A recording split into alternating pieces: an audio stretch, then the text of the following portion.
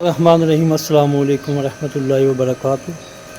मैं बाबा खादिम हुसैन और आप देख रहे हैं कुरान केयर मिशन लाहौर। और आज इंशाल्लाह मुक़द्दस औराक़ के बॉक्स रंग किए जा रहे हैं।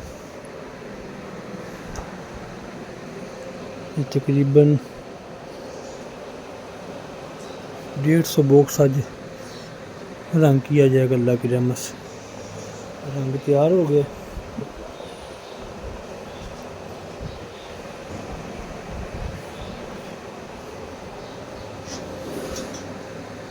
अल्हम्दुलिल्लाह 30 अप्रैल को